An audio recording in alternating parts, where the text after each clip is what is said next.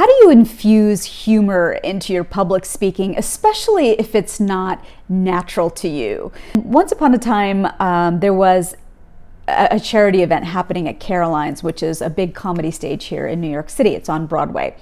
And a friend of mine was tasked with filling who was going to be the first timers that were going to be on stage in between all the professional comedians for a lineup that evening.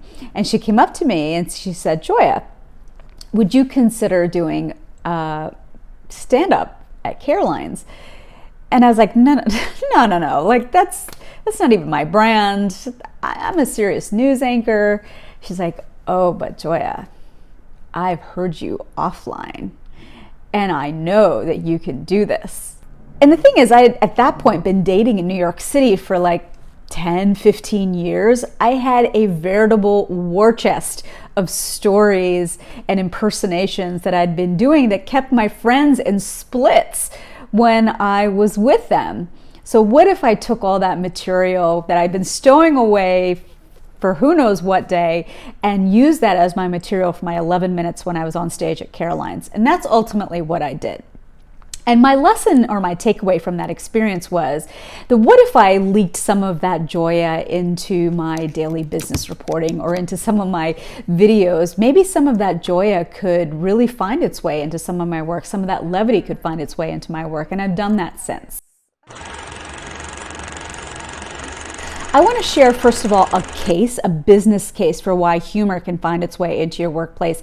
And then I'm going to share some tips that you can use to be able to figure out ways that you can pull on those levers of humor and figure out a way to put them into your presentations.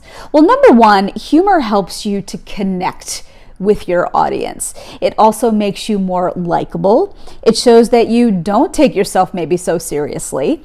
It helps to really paint a picture in the audience's mind. Remember, I always talk about the fact that you will be more memorable the more of an emotional story that you can tell, the more descriptive that you can be about the story that you're telling. So humor also helps to paint that picture in the audience's mind, and it makes the information you're sharing more memorable. Who doesn't want that? Tip number one, tell stories. Don't tell jokes because you're not a comedian, but you can tell stories that are relatable to the audience that you're speaking to. So that evening when I took the stage at Caroline's, I knew that 80 to 90% of my audience were young Indian Americans living and working in the metro New York area. Surely a lot of them have had similar dating stories, and so the more descriptive and the more emotional levers that I pulled on as I was doing my 10 minutes or 11 minutes on stage, the more I could create, that's me too. Tip number two is to write down funny moments. I think the misconception is that comedians just get up on stage and they're automatically funny. No.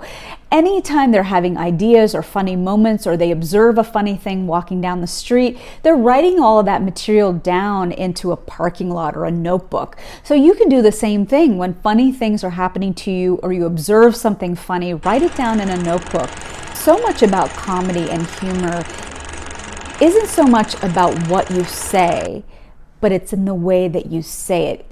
It's in the practicing of the delivery. So after you've written down those funny moments, practice your delivery of that with a friend. And there's surely going to be a moment in time sometime when something breaks down, like let's say your PowerPoint breaks down, and there's a moment for you to share some levity, but you want to make sure that those stories or those funny moments or those observations are practiced, because it's all in the way that it lands. Tip number three, how can you inject an element of shock and awe? How can you inject an element of surprise? So we all know Microsoft co-founder Bill Gates. He gave a TED Talk back in 2019, and during that TED Talk, he unleashed an entire swarm, a jar full of mosquitoes on a very unsuspecting audience.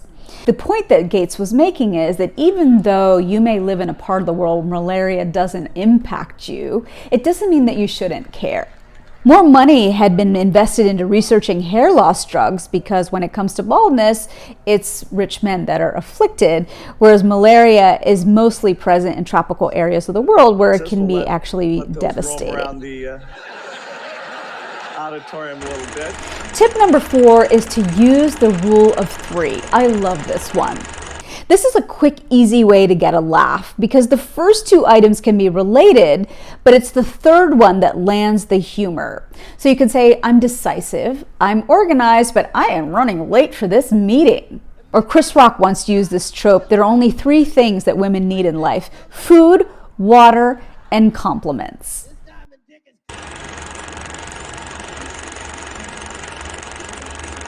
All right, tip number 5. Discover what you find funny. You know, what you find funny is going to be very different than what somebody else finds funny. So watch some YouTube videos, maybe listen to some podcasts. What do you personally find funny? I actually love watching awkward puppets. I don't know if you've ever seen this. Sister's wedding? Sounds confusing, sir. Yeah, you have no idea. The main character basically has 3 major themes for poking fun at himself: his love of tequila, his Hispanic heritage, and his general disdain for his wife and being married. So if I were to make fun of myself, I know that I'm always ridiculously early.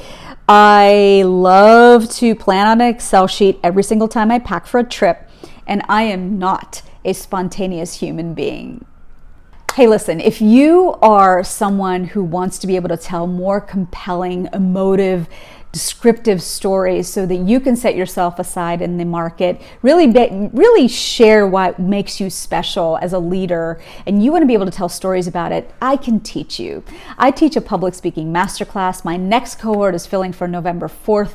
And if you are at that inflection point, you're at a turning point where you really need to be able to start telling stories about what makes you great. And you also need to be able to share how you think. I'm going to share a formula with you in class, and you're going to come in and you're going to practice that. So if you would like to enroll in my class, all you got to do is email me at info@joyadas.com, and I would love to work with you.